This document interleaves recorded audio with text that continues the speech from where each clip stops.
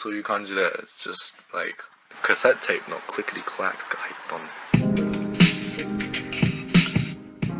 When you hear this, what does it make you think of?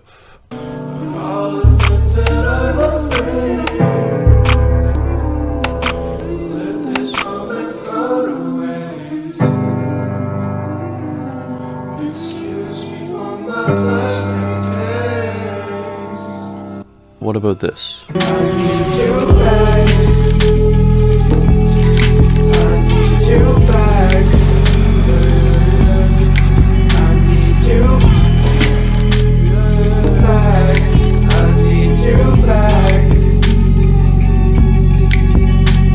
Or this.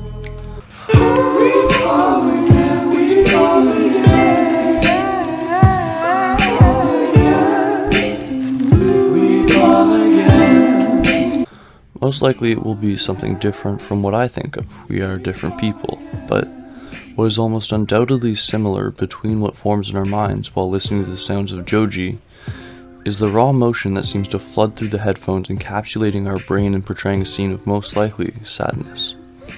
It seems to stay in your head and cause a flow of emotion that is unparalleled by other forms of media and is only similar to the likes of BoJack Horseman or Bo Burnham.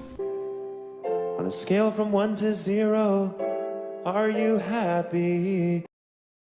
Each of Joji's works of art seem to put you in an out-of-body state and help you look back at your own real-life experiences and in a way cope with them. And I don't know if this is the same for everyone, but I have a feeling for the majority of his audience it is. Each song represents a different emotion and memory for Joji and transfers over to a truly unique and depressing 2.5 minutes for the listener. Others have tried to imitate the style of song and make their own versions of his music, but in the end fail. And it's not because what he does to make the music is revolutionary or groundbreaking, but it comes from a very real source of emotion, which isn't easily recreated by formulating similar sounding lyrics and rattling some bottle caps. It's so much more than that. That's why it resonates with his audience so much.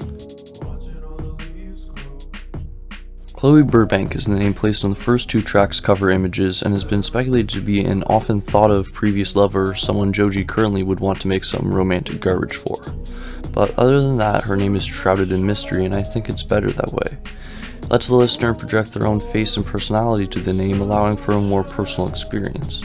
I think that's also why Joji tries to keep his career separate. He doesn't want people to relate Pink Eye to his Joji music, even though songs like Bitter Fuck or Old Yellow take inspiration from that side of his personality. It makes sense. The two sides of his personality, Frank and Joji, seem almost intertwined at this point. He started out making music for himself and his friends, but to get that music noticed, he had to do crazy things on his YouTube channel, till his music just seemed to fade out into the background. Pink Eye and Filthy Frank just became too big. He kept making music as Pink Eye and was very successful, but eventually came back around to his old stuff, luckily for us, slowly releasing short tracks, gaining interest until finally a multi-track project. Joji just released his debut EP, In Tongues, the other day, along with a backing visual for the entire album on the YouTube channel 88 Rising. Most of the songs on the EP are reworks of his older music, which break through in recycled lyrics and bits of older beats like Tom on the track Pills.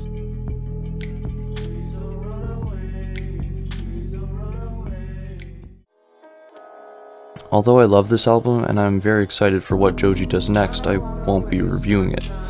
I want to give my thoughts on the individual tracks and the overarching idea and feel of the EP, but I would just be too biased. Joji knows how to call back older feelings and memories, triggering a very personal form of nostalgia. He closed the album with one of his SoundCloud classics, World Star Money, and after seeing that song and listening to it in context with the rest of the album, I knew that this was something special and didn't deserve a generic number rating.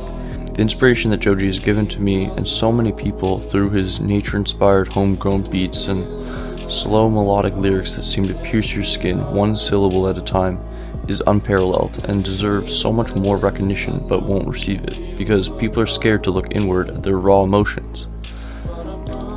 But that's what Joji does best.